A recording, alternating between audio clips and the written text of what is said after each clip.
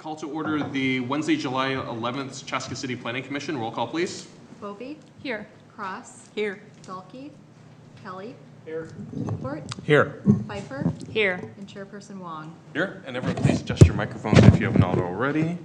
Has everyone had a chance to review the agenda for this evening? Yes. Yes. Any corrections, updates, motion? Move to adopt. Second. Motion by Keyport, second by Pfeiffer. Any further discussion? All in favor? Aye. Opposed? Motion carries.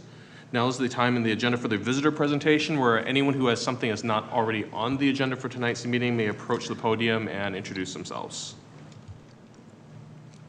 If not, then we'll move on to other items. Meeting minutes for the June 13th Planning Commission meeting. Has everyone had a chance to review said said minutes? Yes. Yes.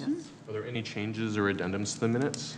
I did have one change. I sent something to Liz as well, just kind of giving you a heads up with some timing on what was discussed.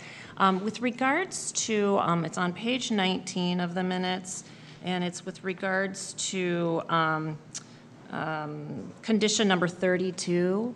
It was revised appropriately, but it is missing a lot of the context that I think is really important to that.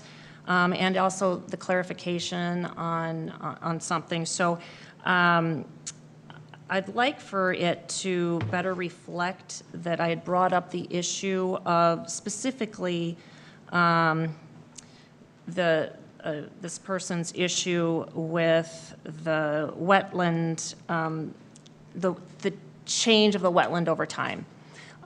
So that it reads more that we discussed. I brought up the issue of looking at a historical review of the wetland. It also doesn't make clear that I asked the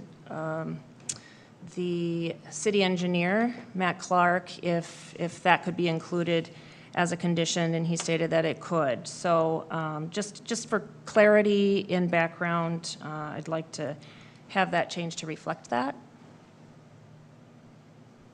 Yeah, that. Isn't it here? The condition was changed appropriately, but in the description of the background conversation, it doesn't state that the concern was that it didn't take a historical look at that wetland. And that there was a question as to whether the city engineer would be able to do that because it might be out of scope of what we're talking about. And so then I asked Matt Clark if it would be okay to include in the condition that it would take a historical look at that wetland, and he confirmed that that would be okay. And then it also, in clarifying, Chairperson Hung had clarified that historic review of the wetlands would be based on the wetlands today versus prior to the drain tile damage. So there was a definition of what that historic view was, and a confirmation from the city that that could be included in the conditions. As it appears, it's kind of like I asked these questions, they never got answered, and then suddenly it's in the condition and there's no context or explanation for what that's about. So I know that there's a, excuse me, I know there's a video of that meeting, so it's probably worthwhile to go back and review it to make sure the appropriate comments were in there. Yes. Since the minutes are a legal record of what that discussion was and will remain on the official file, it's important to make sure that those are clarified appropriately, so that way the conclusions and conditions were adequately explained. Mm-hmm. Yeah. Right? Liz, can we defer approval of this until there's a revision? Yes, we can. Okay. Until maybe that's the what we next- should do. Yep, I agree. Yep. Meeting, we can approve the actual final draft. Yeah, so because we don't need to, we don't need to approve it tonight, so we Right. can do it next month and just approve two of them, Okay. unless we start getting behind in minutes. So, And this section, for anyone who wants to listen to it, is in the recording at 2 hours, 24 minutes, 22 seconds through 2 hours, 26 minutes, 16 seconds. So that's where that conversation takes place. fortunately, it's one of our longer meetings. Yes. Yes. So, would it make, so it sounds like we should probably defer this one, and then we'll come back, give staff time to make the corrections, and we'll go from there. Okay. So, do we need a motion for that, Liz? Well, you could make a motion to approve the minutes with the recommended modification to it, unless you would prefer to see it in its final draft form and approve it that way. We can do either one. It's your choice, guys. You have a preference? More sense to just approve it now with the modification requested. Or would you guys like to review it next month?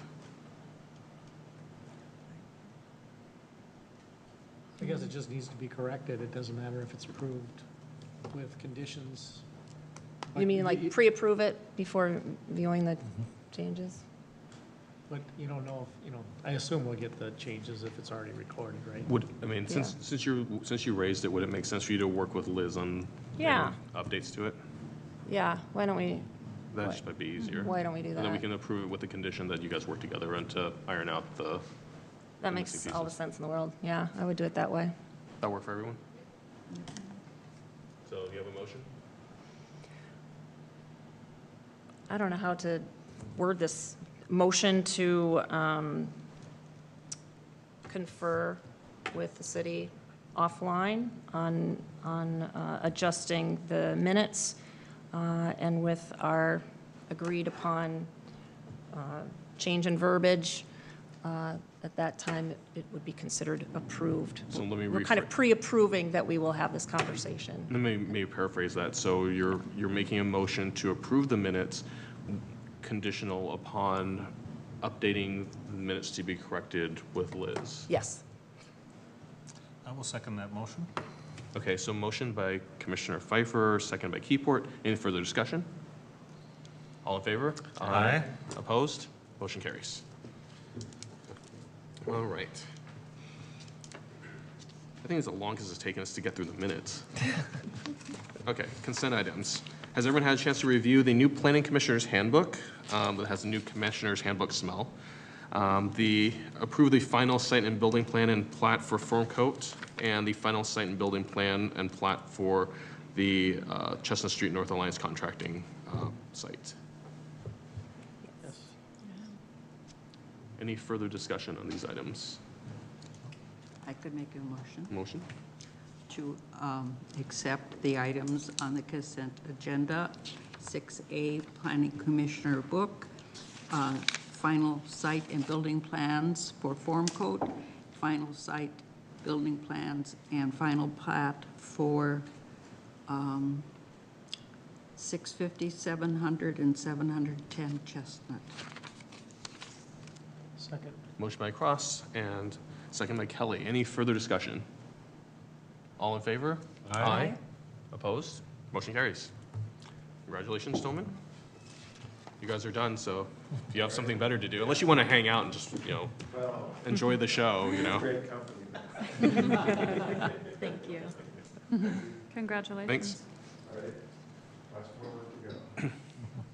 Okay, so now we're on to the action items here, and then this last one is so this first item, 7A, is postponed to the August 8th Planning Commission meeting. So if you're here for that item, which is to approve the planned industrial district, approve the rezoning of planned industrial district 2 to planned industrial district 8, then this will be taken care of in the August 8th meeting. You could probably head out now because there's really nothing, we're not going to be talking about that one today.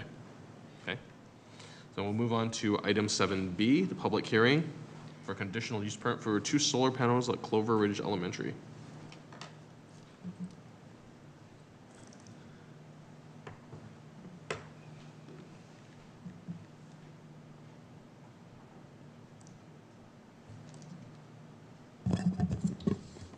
Thank you, members of the Planning Commission. We're looking at a conditional use permit request tonight for the Clover Ridge Elementary School for 2 solar panels to locate there.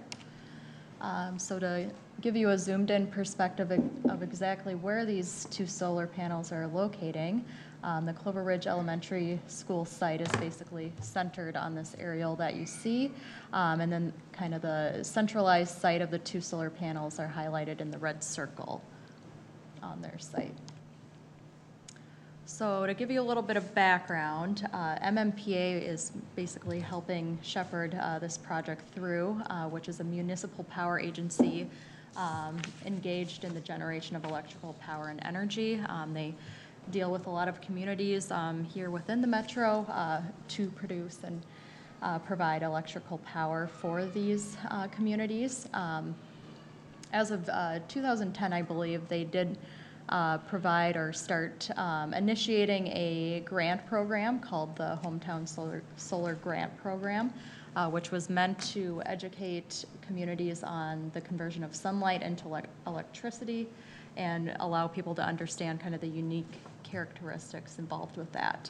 So with that program, they do select schools and educational facilities to implement a 5 kilowatt solar installation at these facilities, which would help in the educational purpose for those facilities and the public.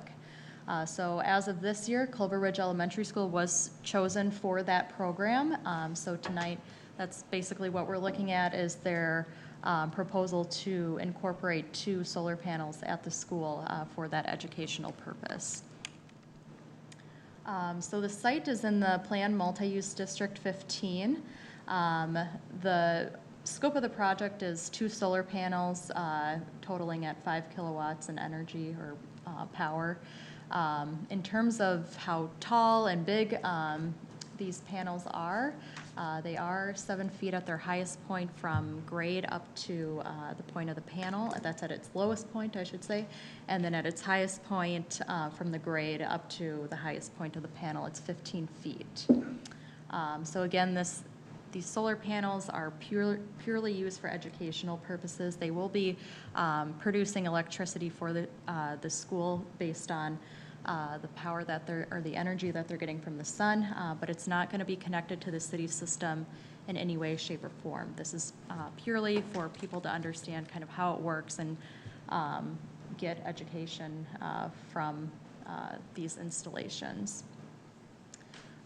Solar panels are considered an essential service in the city. So with any zoning district, they do require a conditional use permit in order to install these types of equipment. So that is why they are before you tonight for a conditional use permit request. So I've provided a couple exhibits here showing kind of the layout of where the panels are locating. There is a hockey rink kind of on the edge of the site there that there'll be kitty corner to. And then also kind of a rendering showing the look of these and then where they're proposing to put an educational sign.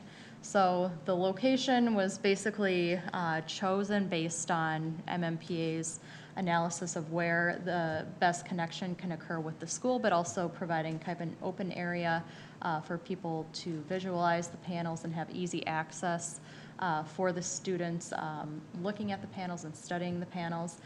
So that is why the location was chosen here tonight. They've also given us kind of an overall graphic of what you would see on the educational sign in front of these panels. A very simplified approach of kind of how they work, how they operate, and so forth, as well as giving people some other cautionary items to keep in mind as well for these pieces. And then one picture of an actual installation at a different project site is what's being shown here right now.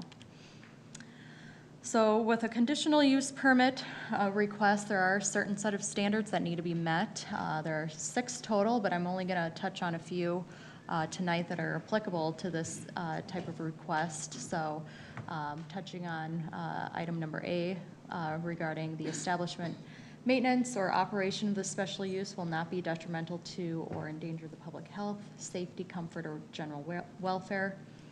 And as it relates to that, I think for staff, safety was the biggest component while reviewing these panels to ensure that people who are going to be around them aren't going to be in any type of hazard, being close or near them.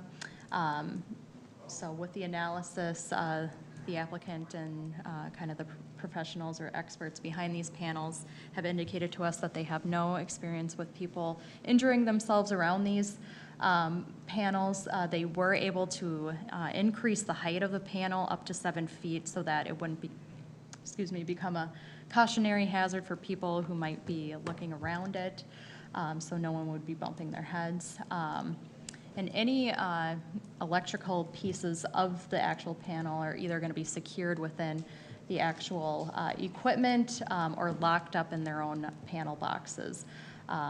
So there's nothing that's going to be completely exposed to people around the panels that would put them in peril. And they've also included signs and stickers where necessary and required by the state to inform people of any cautionary pieces on the solar panels. So with that, they have at least shown to us that these panels are not going to be dangerous. They've indicated to us in their history of installing these that there hasn't been any type of danger associated with them or experiences brought forth because of that. So with that, we feel like they are meeting that standard. As it relates to Standard C, the establishment of the special use will not impede the normal and orderly development and improvement of surrounding property for uses permitted in the district. So the use of the panels are basically to the scale that you see them now. They are not planning to expand this solar array in any manner, whether that's size or the amount of panels. They have indicated to us that this is all they need for this educational purpose, and they will not be expanding on this type of use. So with that kind of the location and the fact that they are very much silent pieces of equipment, we feel that they are meeting this standard. And then regarding item F, the special use shall in all other respects conform to the applicable regulations of the district in which it is located. And really, as with any other mechanical piece of equipment, it's an essential service for educational purposes, and they will meet to the other applicable standards that are set forth out there. So they are meeting the criteria that's set forth for a conditional use permit. So with that, where they're at with their proposal and what they've provided to us, we are asking you to make a motion to recommend approval tonight of the conditional use permit to allow 2 solar panels at Clover Ridge Elementary School for educational purposes, subject to the conditions that are listed in your staff report. I'm happy to answer any questions. Otherwise, the applicant is also here to answer questions for you. Mm-hmm. So any questions for Liz? I have one. Sure. You know, going through the documents, one thing I couldn't wrap my head around that I think your images have helped is just the actual size of these things. What is the surface area? I know it said 7 feet to 15 feet, but are they? In terms of width, they're about. Are they 8 feet square? 8. Okay. Approximately 10 feet wide. 10 feet wide. About 8 feet on the head. Okay. All right. So basically the same footprint as a car. Mm-hmm. It's about the same footprint as a car, give or take. Okay, and then I have some questions for the applicant as well. Okay. So. I've got a couple of questions for you, Liz, just one in particular and then one for the applicant. How far in proximate are these things located from the hockey rink? And how easy are they to break? I mean, which might be the other, I mean, I know kids are kids, right? And they might, there's a target. Right. No, I mean, it's, I'm just asking the question. yep, it's not too far from the hockey rink. I would say 10 or 15 feet away, maybe close to 20 feet away from the hockey rink. So, you know, I'm sure as a part of their analysis and where to locate these, they've considered that as a piece to keep in mind, that it is going to be around recreational equipment or fields. So, you know, we have to believe that based on their expertise of locating this site, that they're confident that it will operate well. next to these facilities.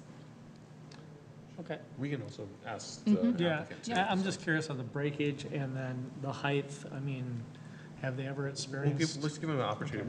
Let's finish off with Liz and we'll Okay, get the that's good. opportunity to That's all I have. talk about it. Okay. Yep. Any other questions for Liz? Okay, thank you, Liz. And if you'd like to come up and introduce yourself?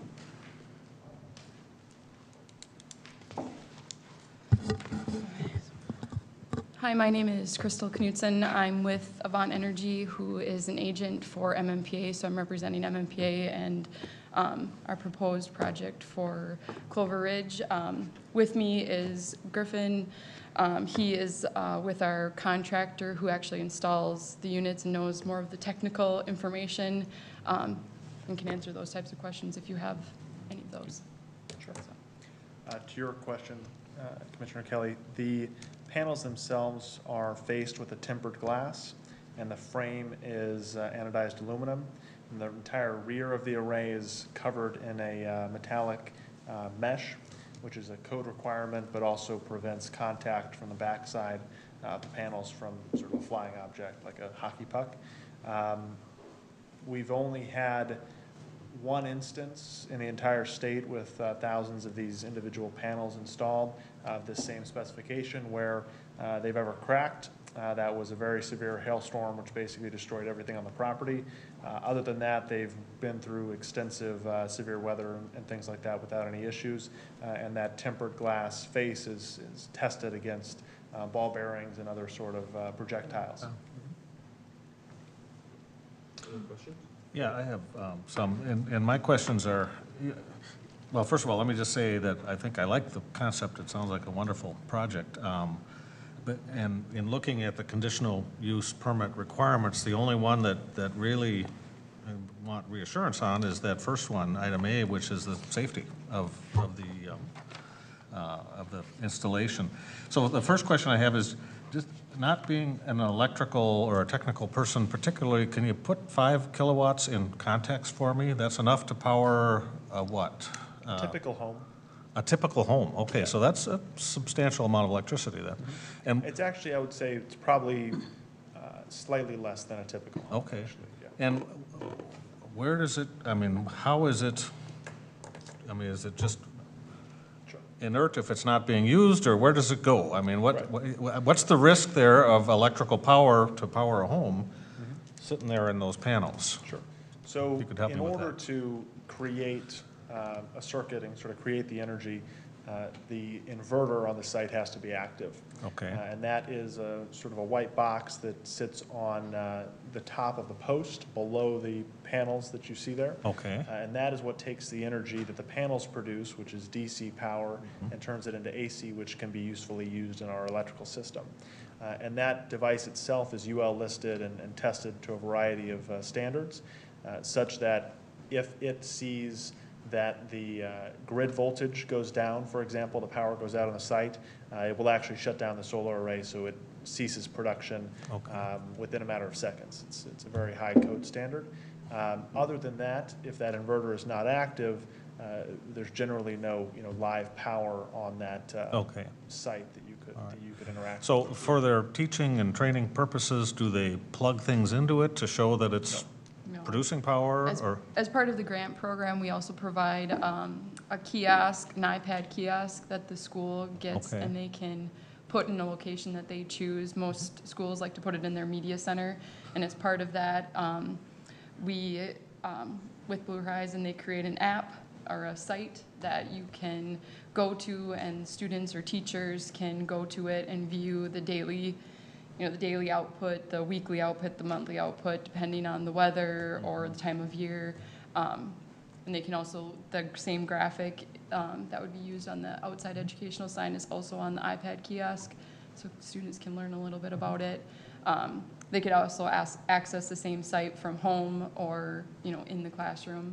So that's the main way they would learn about it, is they would go out and look at it, see what these things actually are. And more in the classroom, they could monitor it and look at how it's working, what it does, what happens when the sun's not shining. And it's more of a monitoring tool. Okay, so it's not a risk then per se of, live wires that if a lawnmower ran into it, somebody could get a shock, that kind of a thing, so. No. Okay. All the Right. wires are in conduits, a rigid plastic conduit, as they're, going up the panel poles and then down underground Okay, to the school building. So everything is protected and meets the NEC code standards. okay, well, that addresses my concern, thank you. I basically have just a little bit of a follow-up on that, which, since this is at an elementary school, I kind of feel that electricity is maybe a little bit for an older kid, middle school kid type that. I think it is important for elementary kids to understand the dangers of electricity. But I really, even finding something on an iPad and so forth, I don't think they really get it unless they see fans turning or, to be able to say that the power, when it's coming into the building, is running something. They need something other than just a graph of the power for elementary kids. Yeah. So I feel that's kind of important. And then I'm wondering, just because it's been so wet this year, do you get divots under them from water runoff? I mean, you've got a big sheet, it's gonna come and it's gonna hit the ground. And I'm just wondering a little bit about that, since I'm a plant person. And I'm wondering if a secondary, this would be for the school, not for you people, if they would think, oh, maybe we should demonstrate what plants can grow under these instead of taking agriculture land out of use. Sure. And But- we do actually recommend that, if the school wants to kind of plant a garden, a shade garden underneath there, it just keeps people away. You don't have to worry about a lawnmower, going around it. It's not part of our grant program, but some schools have done that. Some of the sites that we've worked with. I think that's my questions. Thank Okay. you. I just wanted to make the comment that I think this is a great idea. Any education that provides an experience is, I'm all for it. There's a lot of book reading, and this is something that they can really go out and see how it works. And so, you had mentioned that they can go on their computer and see how much energy it's generating, and that information is also available at the site. Is that correct? Like, can they go out on a sunny day and see how much it's generating at the location where they are? You would need a phone. You can get an app on your phone that you could monitor it. You would need an electronic device. Okay, so there's an nothing iPad or a on the, phone on or- the panel structure that says this is how much energy is- Right. Okay, There's nothing that's live at the panels. gotcha. It's on the iPad. And It's on the iPad. Just, Yeah, so Or you the, could, so the panels themselves, so if you walked up to it, it's not an interactive display, it's just basically, it's a printed Yeah, it's just the board, panels. right, and the panels. yes. Yep. Yeah, Okay. and you can, the link is accessible, like, if you wanted to look at it, if your kids went there and you wanted to look at it at home and monitor it, you could. right. You could look at it and see what they're producing. And it does, this solar panels and our educational piece do fall within I believe, the 4th grade science standards. So it is adding to their education that they already are required to know in 4th grade, Yeah. specifically 4th grade. My daughter's going into 5th grade, and I've heard about solar energy, Yeah. so I know. Never mind. Yep, that's all I had. Other questions? Okay, thank you very much. So, let's see, it's a public hearing, so we'll open it up to the public, so anyone has anything they'd like to discuss, and right now it's 7:30 PM. open it to the public, so if anyone has anything they'd like to discuss regarding this, please state your name and your address when you approach the podium, please. Absolutely. Lee Peterson, 2882 Faulkner Drive. Actually have one student that just graduated from Clover Ridge and one that is still in, will be entering 4th grade this year. I think it's a great idea, great, again, as everyone said, a great educational opportunity. I think my concern was, does it take away from the play area of the kids? I had a sideline conversation, which I've already kind of answered that, where I feel like the kids typically aren't out there playing in that area.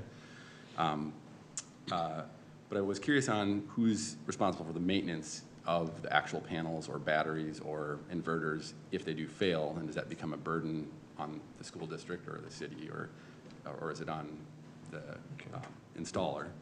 And then also I know typically, so there's there's the hockey rink, but then there's typically an ice rink that is not, that's for more pleasure use, I'll call it, out on the, to the east of that. And oftentimes the snow from those lots gets plowed right over underneath where those panels will be, which would now make 7 feet, maybe only 3 feet. Maybe something for someone to climb onto. So just maybe some consideration onto what kind of snow removal plan there would be as well. So thank you for your time. Great, thank you. Thanks. Thank you. So is any others who'd like to comment? So we'll close the public hearing at 7:31, and we'll give the applicant an opportunity to approach and just answer some of the questions.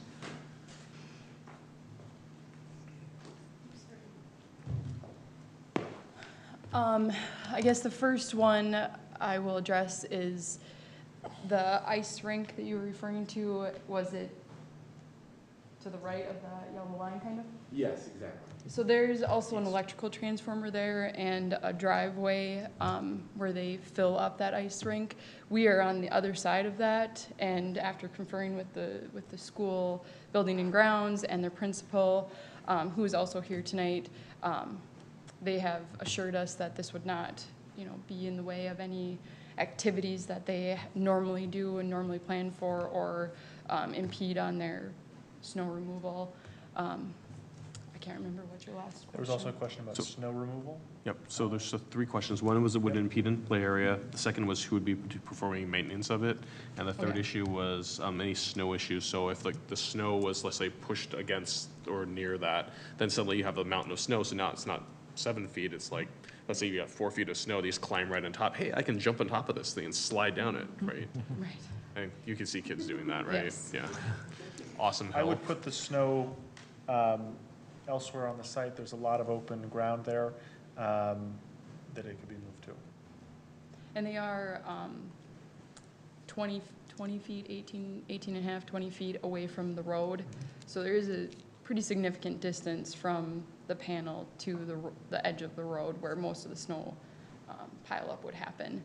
Maintenance-wise, Blue Horizon warranties for 2 years for anything that should happen to the panels or the equipment parts, and then the equipment, the panels, the inverter. So the panels have a 25-year warranty, the inverter has a 12-year warranty, and there are what's called optimizers in the back of the panels that also have a 25-year warranty. Those are kind of the key components of the system. Everything else is garden variety electrical equipment that any electrician could service. We provide a 2-year workmanship warranty, and then we're available beyond that. Candidly, we really don't see much maintenance at all for the system, since there's no moving parts and the constituent components are pretty reliable. Our number one service call on the other schools that are in the program, and also just generally across all of our customers, is they change their internet provider, and we have to reprogram something to talk to that new internet provider so that the portal works. We've seen that issue less with schools because there's a more robust infrastructure and network and everything that's pretty stable. It's more of an issue for homeowners that have frequent changes to their local setup. But there's generally not a lot of maintenance for the actual system to operate on a day-to-day basis. So that said, if something should arise, who is the ultimate owner of it from a responsibility perspective? Is it a school district or MMPA? The school district, when the installation is complete, the school district will own and operate the solar array.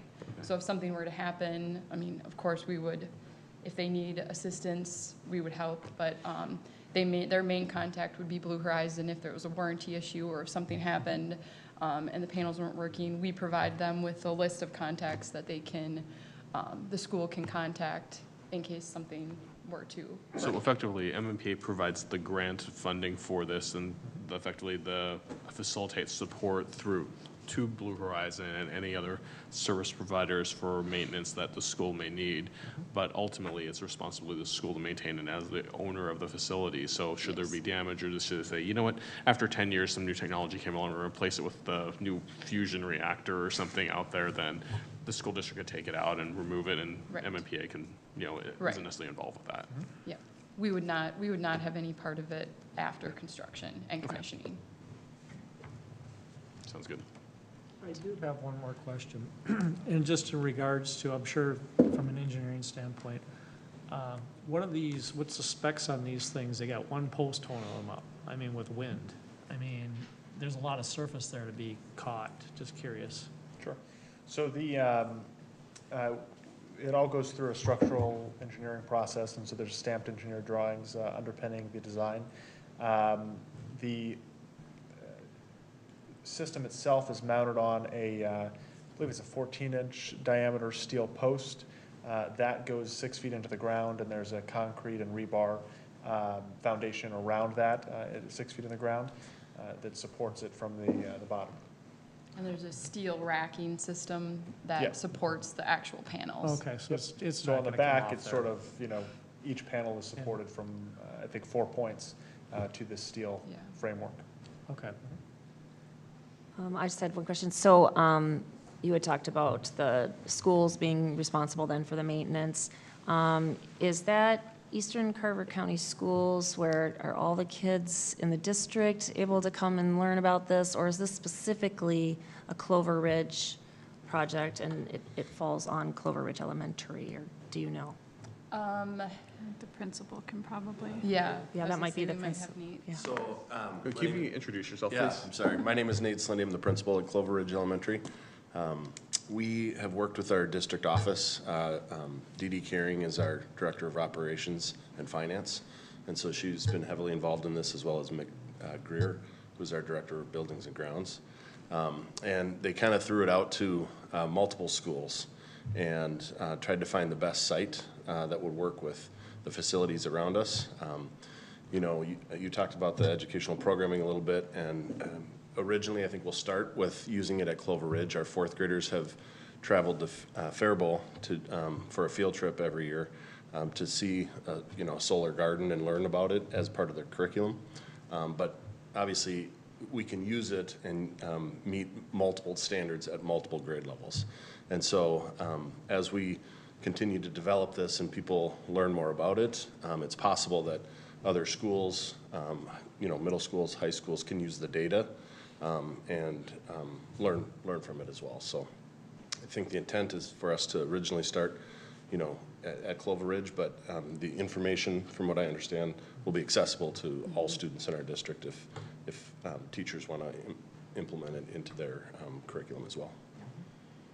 And does the expense then fall on Clover Ridge Elementary then, or is it the school district, it just happens to be that Clover Ridge is the location of where it is, but the school district, it falls on the? Yeah, that's a good question. I would, depending on what the repair would be. Yeah. Minor things, I think our budget would be able to handle, but Right. obviously major things, we would need support from the district, so. Yeah. But again, I think these two talked about very little maintenance of that, and that's our understanding going into it. So Right. we haven't planned or prepared for a huge line item once a Right. year for this installation. Yeah, the main maintenance component is if you ever have to clean the panels, if they get dirty or if they get full of snow, you may need to, brush some of the snow off, but it's not a high maintenance installation. Right. Okay. Yeah, it requires no annual checks or anything like that. Yeah. Okay. Any other questions about the curriculum or how it's intended to be used?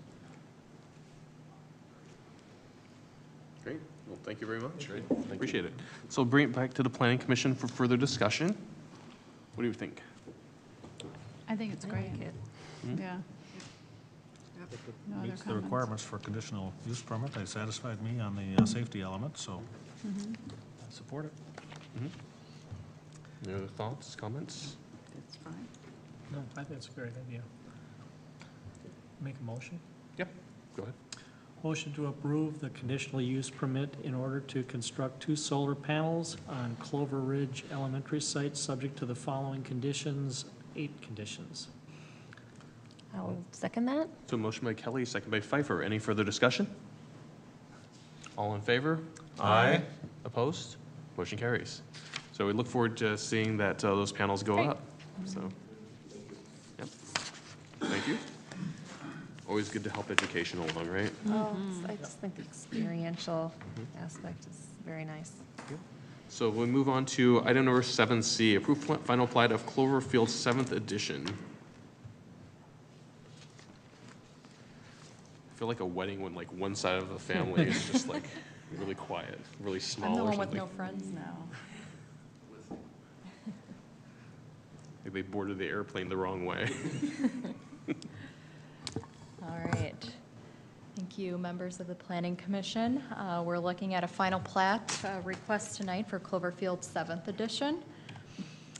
So to show you exactly where these sites are located, there's a couple kind of scattered throughout the Clover Ridge neighborhood, but they're highlighted here up on this aerial. So if you're familiar with where the Clover Ridge neighborhood, it's just north of Engler Boulevard and then south of Pioneer Trail. The sites that we're looking at tonight are encompassed by 4 lots. There's 1 lot just off of Hemingway Drive, situated kind of more on the north end of the neighborhood, and then there's 3 other lots right off of Clover Ridge Drive, actually just across the street from the site that we were just looking at. So as you can see, the vacant sites are kind of apparent on this aerial, and that's what we're looking at tonight for this request. So here's kind of more of a zoomed-in perspective of those areas for the north and southern ends. So in May of 2000, the Clover Ridge Concept Plan was approved. And shortly thereafter, in June of 2001, the rezoning of the entire neighborhood was also approved. With the Clover Ridge Concept Plan, kind of shaped out multiple areas for different types of densities and multifamily type of uses to occur within this neighborhood. So the request tonight is consistent with the previous approvals done for this area, with the exception that these sites were previously looked at as townhouse lots, but now are being looked at as single-family lots. And the reasoning for that is due to the market changes out there. They've been vacant for 15 or so years now, with not a lot of heat on the townhome development. So these lots have stayed vacant throughout that time. So the request tonight is to change that over and replat these lots as single-family lots. So that in total is looking at 11 single-family lots, 3 on the north side that was shown, and then 8 on the south side, kind of in that L-shaped format. The lots are approximately 60 feet in width, just a little bit wider than what you see kind of around them, but not too far off.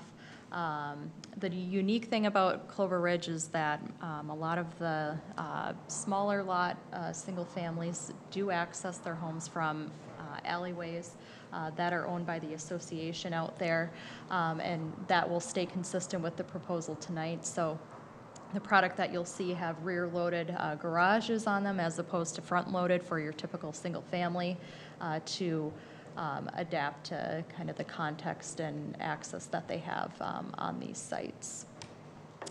So here's more of a site plan. I'm only showing the south side here. but showing how these building pads can basically fit into those vacant areas. We've got 3 lots on the south side there, which are basically facing kind of an open space park type area owned by the city with a sculpture piece kind of in the middle that you can't see on this site. So that'll be facing, those lots will be facing that area. And then 5 lots will be facing the Clover Ridge Drive Street. And again, all of these lots are being accessed or provide garages on the rear side off of the alleyway. There is a portion of the alleyway that's not constructed at this point, but with this project, the continuation of the alleyway will extend to Faulkner Drive to the west there. The applicant has also provided some drawings and renderings of the product that they're going to be proposing out there. So they've offered kind of a couple different product types, one Rambler style and a couple 2-story style. And I think the unique thing about the product that they're proposing here is that really these houses are going to have 2 faces. What I'm showing here is basically the front and the back side of these buildings or houses. So the front side, you won't see the garage from the street level, and then on the back side at the alleyways, that's where you'll enter into the garage, but they're also kind of bringing that detail that you see on the front to the back, so it almost looks like there is no back to these homes. So they're just, again, providing that 360-degree architecture throughout these units, which is very unique, not something you typically see, but definitely providing that articulation and detail that's very appeasing to see. So with that, going from kind of a vacant lot into single-family lots, we feel that this is an appropriate direction to take. We feel that it's going to finally build out that area of Clover Ridge. So with that, we are asking you to make a motion tonight to recommend approval of the final plat for Cloverfield 7th edition based on the conditions that are listed in your staff report. I know the applicants are in the audience today, so if you have questions for them, they're here to answer those, and I'm happy to answer any as well. 2 questions for Thank you. Liz. I do. You said about 60 feet wide. What's kind of the average depth? They look awfully shallow. I believe they're around like 40 feet in depth. So with the setbacks out there, with Clover Ridge in general, there's Very pretty tight. small setbacks because of the density that you see in this neighborhood. So with the setbacks that are applied, especially on the rear, they're able to build their product out there. And the fact that the garages themselves are attached with the units, as opposed to being a detached structure that you might see on kind of more of the linear lots adjacent to it, they are able to achieve a buildable pad there. Could you elaborate a little bit on, I don't know, maybe, if you can, elaborate a little bit on the thought process for Clover Ridge in terms of having less individual homeowner, open space compared to public space that's shared?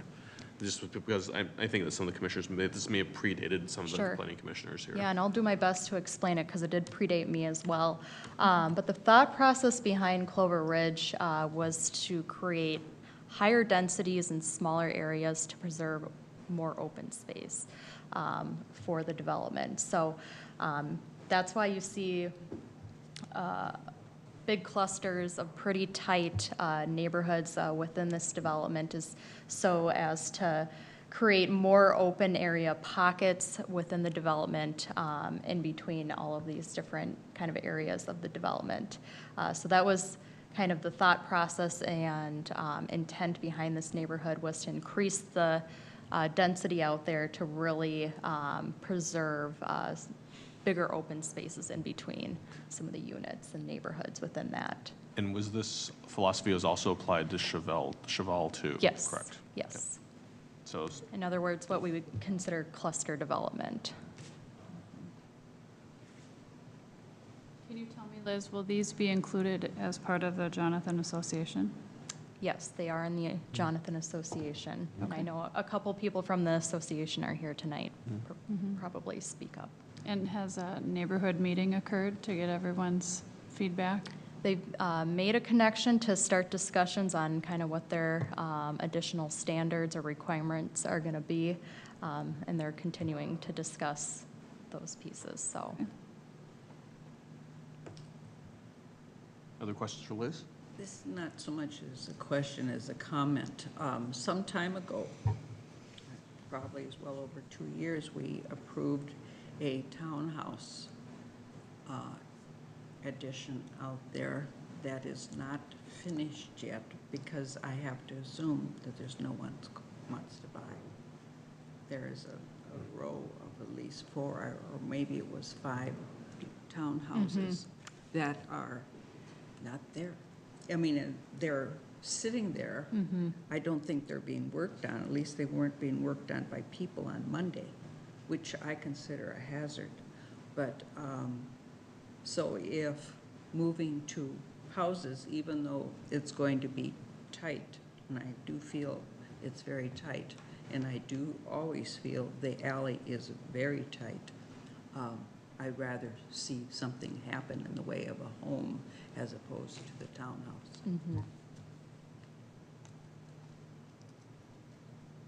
Okay. Any other questions for Liz? We'll give the applicant an opportunity to approach. Thank you, Liz. Thank you. Thank you. So if the applicant would like to approach and introduce yourself, and is the applicant even here?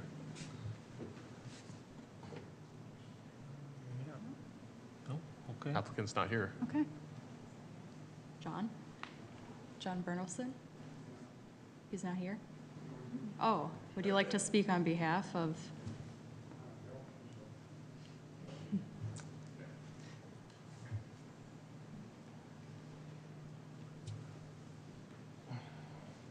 I'm Bill Johnson. My sons own Fieldstone Family Homes. They've been in business for 10 years. We're a custom home builder. We build all over the metro area. We've built some homes in Cloverfield on the narrow lots, probably 15 of them or so, that we bought from Phil Johnson. This project, Phil owns this. We talked to him about it about a year ago.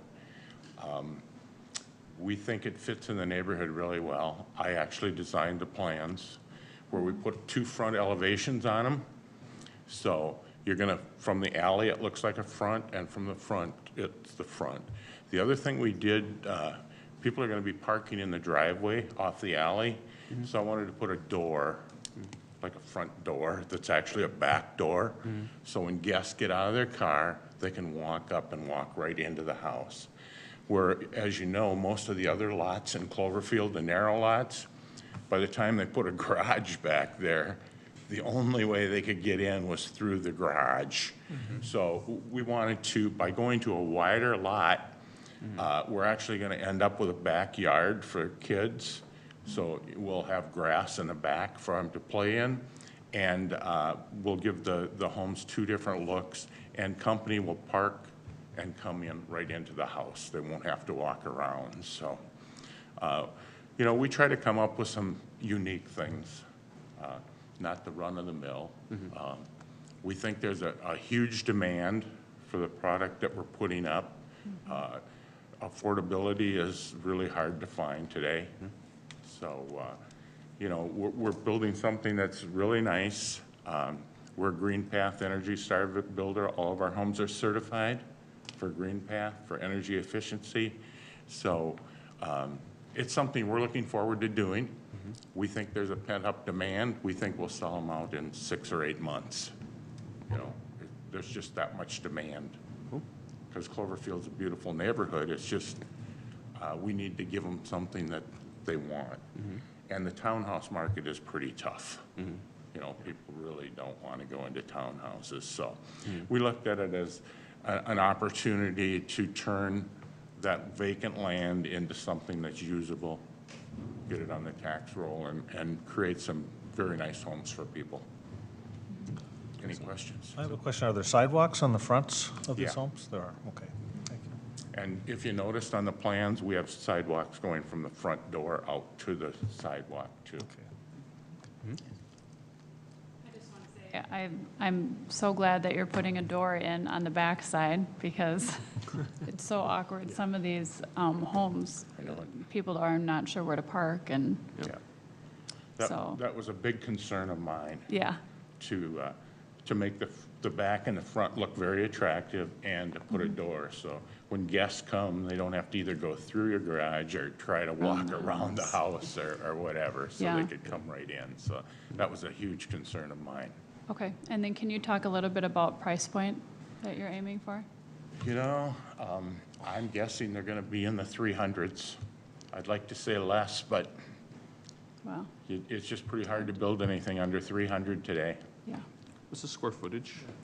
Square footage, they're going to vary. You know, we got a one-story that's probably going to be about 1,000 square feet. The two stories are going to be about 1,800. We got a multi-level that'll finish out at about 2,200. This with basements? All have basements. Okay. And this might be actually a question for Liz, but the anti-monotony requirements apply here as well? So there'll be some variation in the Yeah. facades that we see? Clover right. Ridge has a provision where the front facades have to be variated. Yeah. So it's a little bit less rigid, as you can see out there today, but yes, they do have some component Well, of anti-monotony out there. Would you expect that, you know, in any given stretch of 3 or 5 homes or whatever we have here, that this house will be different than the one next Oh, to it yeah. will be different to the? Yeah. Okay, that's Yeah. great. In the neighborhoods that we build in, we do not build the same house next to each Great, other and great. stuff. Thank you. Because, again, we're a custom builder. We're not a national that has Yeah. 5 plans. We, Right, right. you know, our goal is, we did the streetscape of the plans to give you an idea of the variation. And, but we'll custom design the interior of the houses for okay. anybody. It's not gonna be 5 plans and this is what you get. You come to us and you want 1 bedroom and a den, we're fine with that. We'll design whatever you want, so. To me, that's what's fun, you know, giving Yes, people it is. exactly what they want. Nice. Yes, it Well, is. I will say, I really like the elevations that you provided. I mean, the look of these Oh, is thank you. terrific, so. Thank you. One thing I've noticed sort of in that area is that so many of the houses have white window frames. Like every house you look at pretty much has a white window frame. And I'm wondering if you know, just doing what you do, if you know why that is, and if your plan is to have all of them have white window frames, I can because give it's you an starting to idea. look monotonous to me. Okay, we use a Simonson window, okay? It's got a U value very high, of probably Pella or better. It has a lifetime warranty on the frame, 20 years on the glass. It's a window that meets the Energy Star program for energy efficiency, but they come in white. You know, so, you know, if you want, you know, you have to go to Marvin Integrity, or you have to go to different windows. You have to spend a lot more money for less efficiency without the warranty, but that's kind of the reason. Now, we can put the windows white, but you could put molding trim around the window that's not white. I mean, if you notice, I think we even have some of that on the photos, renderings for you. Again, our goal is to make it look really attractive. You know, Right. that's our goal. Okay, thank you. Other questions? Thank you very much. Thank you. So does anyone from the audience have any questions or comments for the Planning Commission regarding this one? Yes, sir. Please approach and state your name and address. I know we got it already, but Yes, absolutely. Lee Peterson, 2882 Faulkner Drive, Chaska, Minnesota. I guess I have I'm going to maybe try and separate my emotion from what I'm trying to present as factual. And I think it's important that you understand a little bit of background on this, just so I don't even know if the applicant understands potentially what they're stepping into today. When we talk about a neighborhood meeting, we found out about this 2 weeks ago when we received notice from the city. and only some of us did because it's only within the, I would assume, the per requirements of 100 feet, 500 feet of the development. And then just today, or maybe yesterday, did we receive some sort of email communication with the applicant. I think the designs are great. You know, the designs, the look and the usage is probably fits. Where we have kind of as a association, they actually belong to two associations, the Clover Ridge Community Association and the Jonathan Association. They have two assessments, which I'm not sure the applicant is known. And there is what ended up happening, and may I use the mouse just to? Yep. Okay. Go ahead. The homes that I believe Commissioner Cross, the townhomes that were going up, that she was referring to earlier along here, along with this site and these sites here, all belong to the same single owner of property. And along with the alleyways here, here, here, not this one, and this alleyway that was not finished, that the applicant is looking at finishing. But there was also, I apologize, there was one alleyway over here that they needed to use to access their development. So we, through a private agreement, swapped basically through a reciprocal easement agreement that they would, if they followed the conditions in the agreement, that we would allow them access onto our alleyways. And that the association then would take on the alleyway maintenance and allow them on this future property, this new proposed lot, to allow them usage of that. And what they were supposed to do is that on the, basically they would get 1 year, at the beginning of the year, they'd get an assessment for the entire year for their dues, which would include trash removal, snow plowing, alleyway maintenance, and all that would be assessed to the unit owner January 1. They get notice December 1, they get billed on January 1. If they didn't, the association, to be consistent with its collection policy, if we didn't receive payment, we'd have to foreclose on those homes. So part of my concern is, I don't know if the applicant knows this, I don't know if homeowners buying these homes are going to understand this, so they're going to have to come up with this additional $2,000 and then a Jonathan assessment on top of that versus having it spread out throughout the entire year. And then additionally, so I do have, this is not a very good drawing of it, but with the reciprocal easement agreement, one of the conditions of having that property, I did bring a drawing from that agreement. The end unit, to stick with our Jonathan code, we're supposed to have mail stations. And these mail stations, the developer prior to this did go bankrupt, so they did not finish. Absolutely, thank you. So there was a mail station that was supposed to be finished in one of these places of these townhome units. And that was a condition of this reciprocal easement agreement. That sits currently where that mail station would be is right here on Huckleberry, and then this would be Clover Ridge Drive that runs right along here. So it is, point is, I don't even know, because this is really the first that I've heard about what this proposal is. And I apologize, I'm not only a homeowner association member, but I'm also the president of the Cloverfield Community Association. So I haven't had a chance to know what the community members know about this. And they may be okay with swapping a mail station for some homes being built. But this is what the legal documents, it is a private legal agreement, this is what this community was expecting. And I think the association would even go to the point of saying, we have if they're not meeting up with their end of the deal for the reciprocal easement agreement, we can deny them access to our alleyways. So they can't get, they couldn't finish the alleyway the way that would need to be done. We don't want to be difficult, but if there isn't going to be a dialogue, and if we can't, and they may not even know that there's a dialogue to be had, to be fair to the applicant. The prior property owner wasn't always good in his business dealings, let's say. So let me ask a few questions. Yes, sir. First is, like, what is your objective tonight? My objective would be to delay this project until we can have dialogue and come to a mutual understanding of what the resolution would be. Okay. Second question, is there any city land involved in this?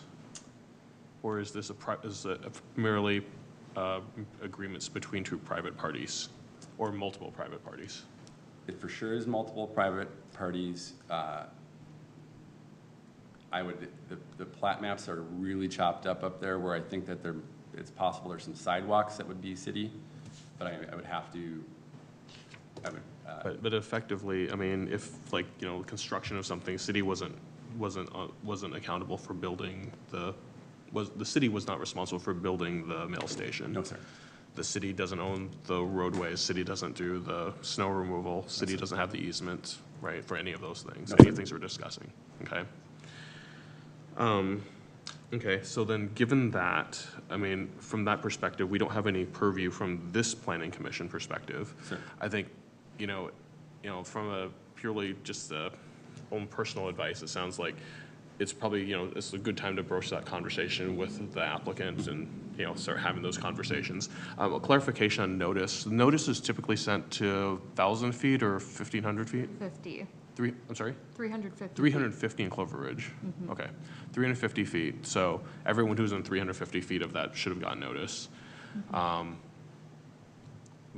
There's probably a different conversation about probably extending that range a little bit at some point. Probably we could talk about that another time. But that said, so tonight's meeting from the Planning Commission perspective is an advisory to the City Council. I think that, you know, what we'll probably do is we'll probably look at this, and from that perspective, that since we don't have any purview over any jurisdiction over private party negotiations or contractual obligations, whether they be with easements or land owner change of land ownership, we'll have to make some recommendation to City Council tonight. If you feel that it would make sense to go to City Council and say, hey, you know what, let's try to delay this, that's an avenue to take. But I think in the meantime, you know, it's not like the house is going to get stood tomorrow. You still have time to, this is only a first preliminary. This is the final. This is a final plat, sorry, this is a final plat. So, but, you know, even then, it's still, you know, there's still other mechanisms in place. Can I jump in here for a second, Mike? Yeah, go ahead. One of the conditions for approval on this proposed final plat is coordination, the condition number 12, coordination with the Jonathan Association on any further requirements. Based on what I'm hearing, it seems as though that needs to be expanded to include the Clover Ridge Association and subject to existing easement agreements. Yes, sir. Because that kind of covers these issues that are just now kind of bubbling up to the surface. So, so that amendment to condition number 12 might go a long ways towards addressing this concern. So I think that with that amendment, I mean, the reality is that they're not going to start standing up houses right away, even with approval of this, and even when the council approves it, because there's still work to be done before that. So that said, I think the recommendation would be is that, you know, we'll probably make an amendment to this just to make sure that one of the conditions of the approval here from the city council perspective is you guys got to work out whatever the agreements are, make sure that's done, and then when that's done, you know, then we'll get the go ahead. And they may very well delay things if those agreements, if there's not consensus there. So I think. And one other item, if I may, on this. There is also a drainage issue currently that I think will impact the city. The city has already had to patch alleyway because of similar issues in the association. So just as a point to note on that. Okay. Thank you, sir. Well, Liz, is that something we should add as a condition as well, that the engineer makes an assessment of a drainage concern? Yep. We can add that. Okay. Yeah. Yep, we can I think add let's that. do that. So we're adding two changes.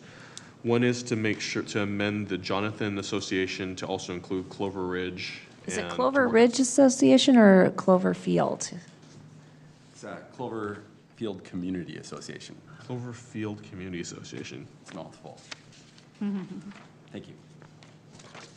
Okay, so for the record, All right, well, let me do you wanna do that? state Yep. for my proposed amendment to condition number 12, coordination with the Jonathan Association and the Cloverfield Community Association on any further requirements, and also subject to existing easement agreements.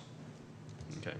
Cover it? And then I think we also, I want to add the drainage one too. as a Yeah, new and so condition. then, and I'd also add condition number 13, that the city engineer provide an assessment of drainage issues relating to this development.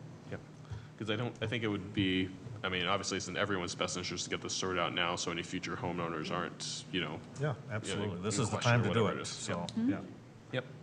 So, Drainage issues to the development or existing as well? it's within the sphere, that's within the development area, because that would be, Yeah. whether it be impacted by, yeah. Yeah. Yeah, because it's really in the scope of what's in this Area, application okay. area, yeah. Okay.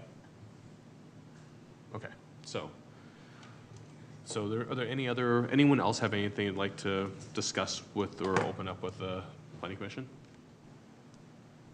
Okay, so as an applicant, you guys are okay with talking and starting to have that dialogue with the, Yeah, we, John tried to contact. Do you want to come up to the microphone?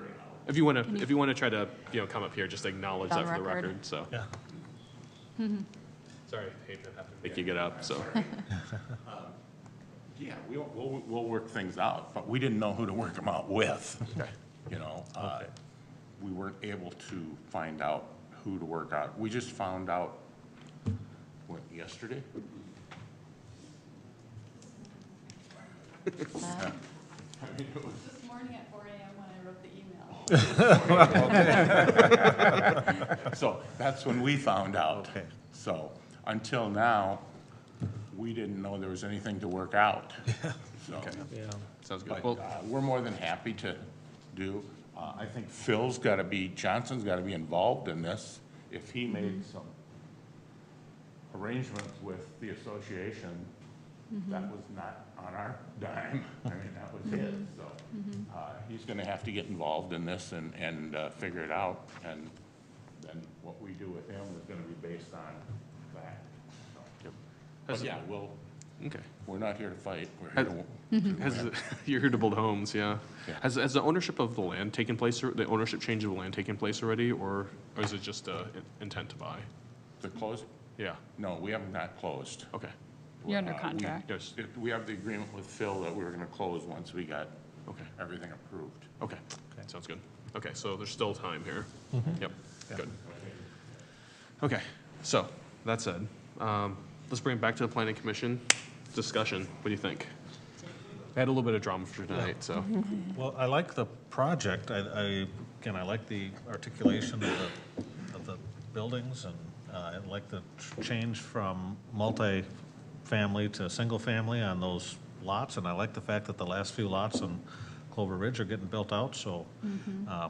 And I do think, yeah, there are some issues here, but they're solvable problems. You get the right people in the room, and these problems can be solved, I think, pretty easily. So I think we can keep this moving forward, subject to those change conditions.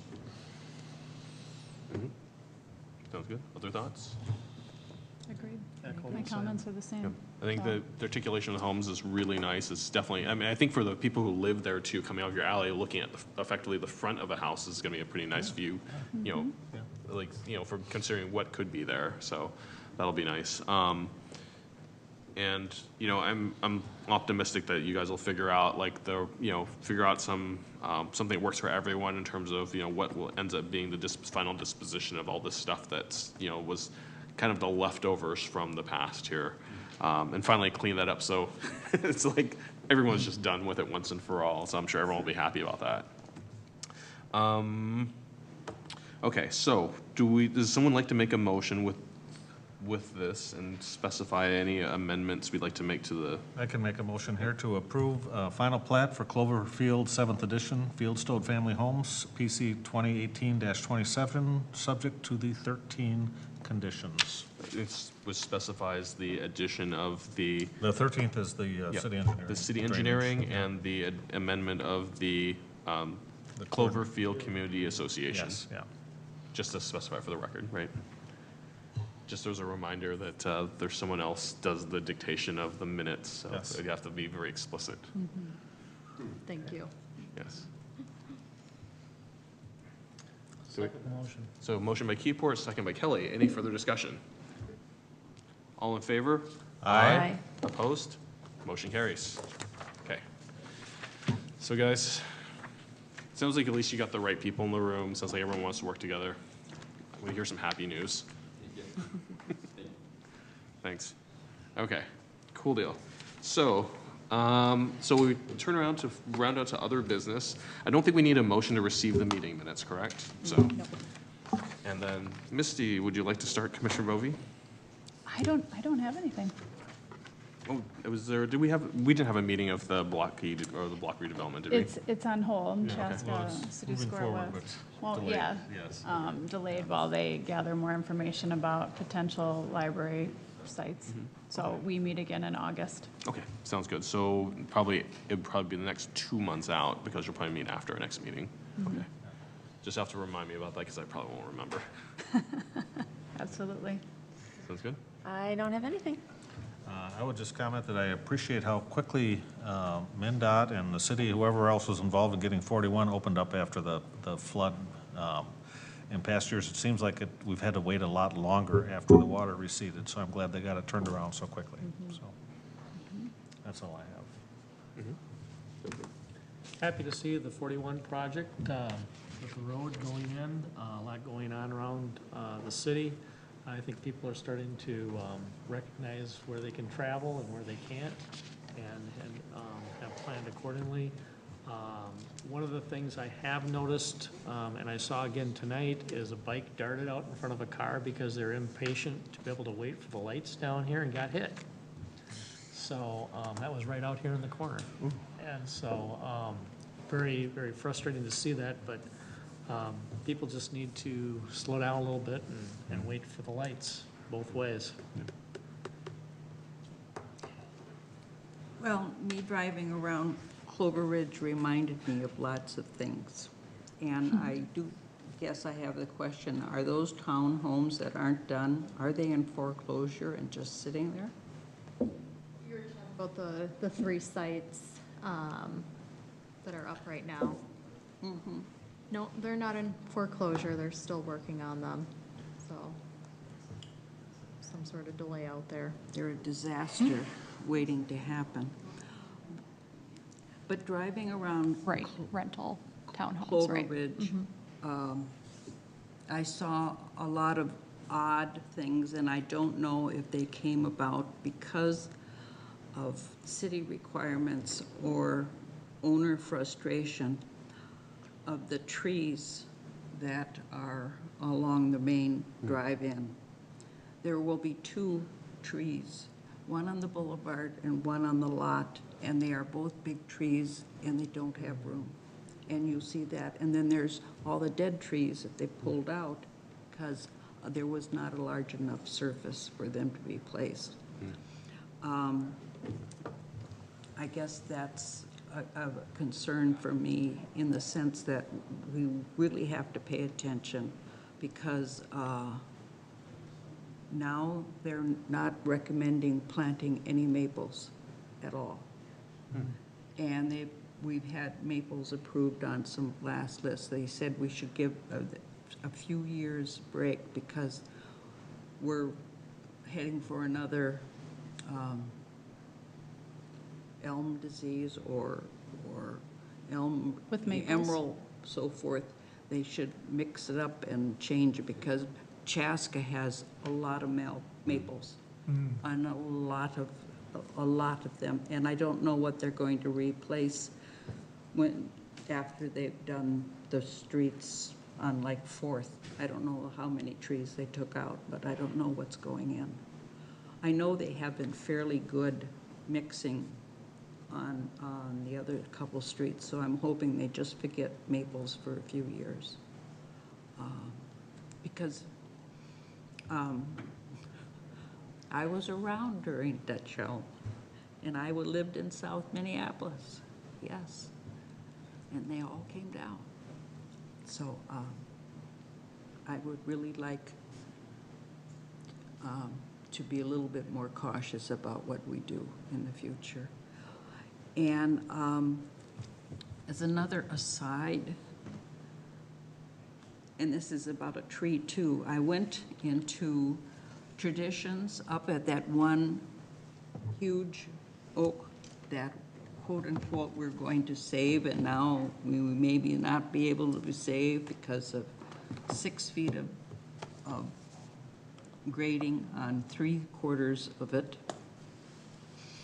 But you know, somehow 150 years ago, maybe 150 years ago, some farmer said, oh, that tree is too magnificent. I'm not going to plant right there. We'll just go around it. And that's what they did. They went around that tree for years. So 150 years ago was magnificent, so it was probably 150 years old at that time. So we are in the normal failing time of that tree.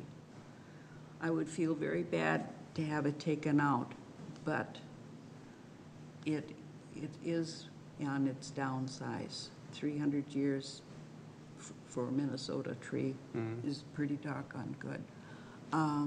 But there's a daughter tree there. No one's mentioned that. There is a daughter tree, and I don't know if it can be saved with the 6 feet of soil on 3/4 size. So it's, if we're going to think about saving trees, we have to think a lot harder about the grading. I think the takeaway I'm hearing is that it's not just the grading and the final grading, but grading during construction. Yep. Because that's what's effectively causing harm to the trees.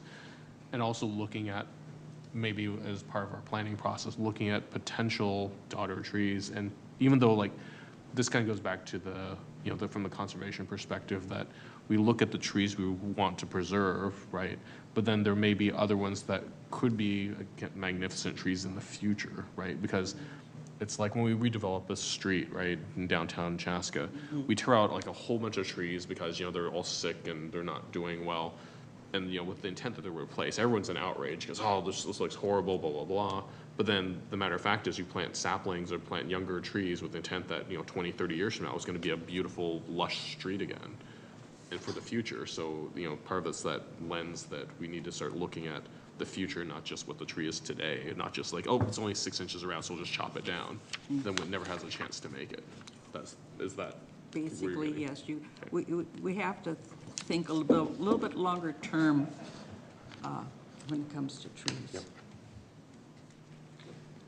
Sounds good.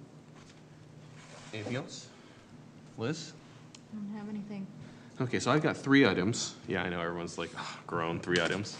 So first one's 41 construction is, obviously it's been a hindrance to, many people, but it seems like traffic's flowing a little better now.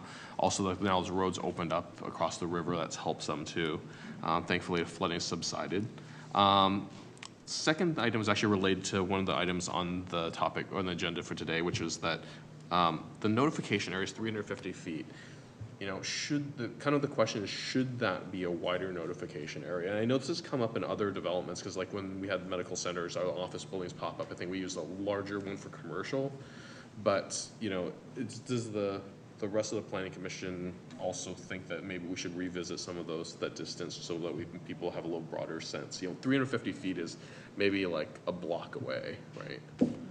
Perhaps, but I think that is changing in other cities too. For example, in Minneapolis, I was working on a project, and you don't have to inform neighbors at all anymore. It has to be posted on the project a week before. So I think it would be good to see what other communities are doing before we just go ahead and change it.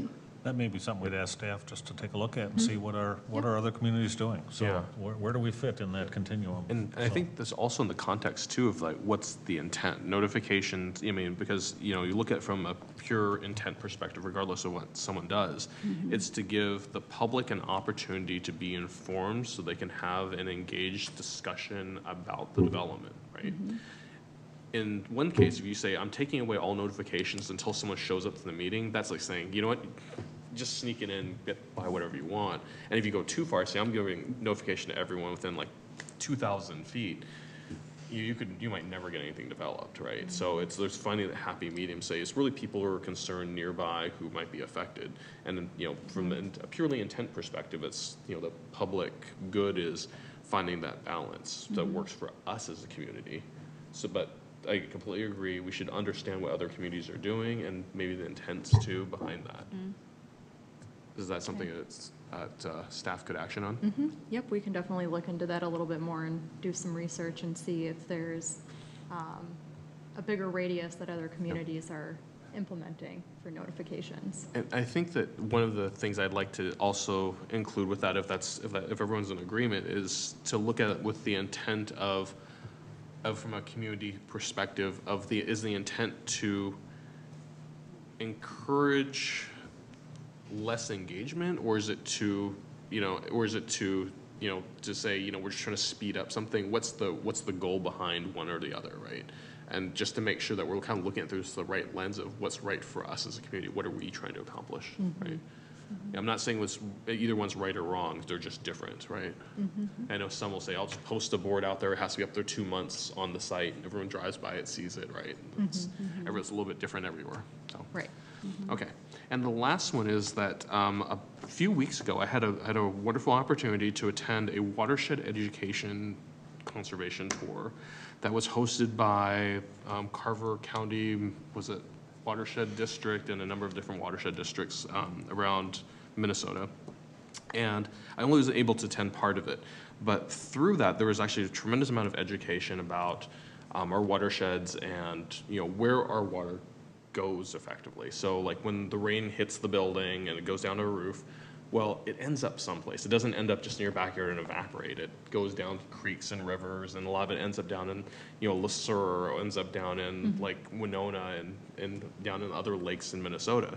And, you know, there's a huge amount of implications to that, both in terms of what we do here in Chaska, which, you know, in terms of like the runoff that happens, as well as implications for how we manage our watersheds within projects. One of the discussions I had was with one of the engineers for Carver County, who was actually working on the Boulay project, which, remember, the Bavaria Downs project. So they actually had to put in, you know, some water retention ponds, stormwater retention ponds, in order to meet the requirements for watershed management. The interesting thing was, this is one of those missed opportunities where the developer said, well, this is the cheapest way to do it, so they put it in and kind of tucked it away, whereas like the engineers and the staff there was like, why aren't you making this an amenity? Because people love to see water features at weddings, right? This could be like a beautiful fountain or lake right in front of, you know, this, but they chose to put it in one place because it was cheap, and then when the applicant, or the developer, or the person who owned it found out, it was already too late. It's like, we could have put it where? And then it was totally a missed opportunity. And the things like that are maybe opportunities that, had we been perhaps better informed or had more opportunity to understand some of the implications, we might have been able to ask questions that may have led down to a path where we could have a better win-win for everyone, where they can save some money but also create a huge, beautiful amenity and also protect our watersheds. So the question that I'm posing to the community here is that, would we be interested as a group in learning more about our watersheds and hearing from the Carver County, some of our Carver County colleagues who do stormwater management, and having an education session, like a workshop of some sort? I think that would be good. So, Liz, I can send you some information, the contact that I made on that tour. Is that Madeline? Do you know her? What's her last name again? Madeline Svedland, I think, or I'll send you her contact info. Yeah, you should. Yeah, and then I guess we'll let staff organize that. So, for something to set up at a future meeting with Yeah, you? it's a or future meeting, a you know, work it's a work session? session of some sort. Yeah, a work session before the meeting or something. You know, and I think it's just one of those things, as you guys have known, that I'm big on continuously educating ourselves and improving our knowledge levels so we can continually make better decisions. So I just like to, you know, kind of offer that as something that's, you know, I think that this would help all of us. I just think we have to be careful that we're not making suggestions that are outside of our expertise, because most projects, they're dealing with watershed and the Army Corps of Engineer and. Yeah. It varies tremendously, right? And I Yeah. think it's one of those things, but to at least ask the question of, you know, could these be amenities, or do they just merely have to be there because they have to be there? You know, and That's a then good someone else question. can solve the problem, right? Yeah, Yeah, I think it's for us to just be informed enough to ask the right questions. agreed, Yep. yeah. Yep. So, with that, does anyone else have anything else as I've just droned on and put everyone to sleep here? It's summer, so I'm gonna make a motion to adjourn. Actually, before you do that, now that you mention it. So Mindy, what's going on with Block over here with all the development? Mindy, I'm sorry, Mindy. Misty. Misty. Yeah. God, what am I saying? I'm half You asleep. missed it. You missed it because she reported. Yeah. I did- Oh, that's okay. I wasn't here? There's not much of an update. there's We nothing meet to again report. next month. Okay. So okay, I okay. hope to have an update for you after our next meeting. Okay, thanks. Yeah. I'm sorry she said that. I didn't hear that. Oh, that's I'm sorry. okay. I'm happy to repeat it. It's it's hot and tired. He just wanted to keep the meeting I going. just wanted to make sure I heard you. I know. Okay, Okay, thanks. So, motion to adjourn. and Second. the motion by Bovee, second by Pfeiffer, and all in favor? Aye. Aye, opposed? Motion carries. Thank you. Meeting adjourned.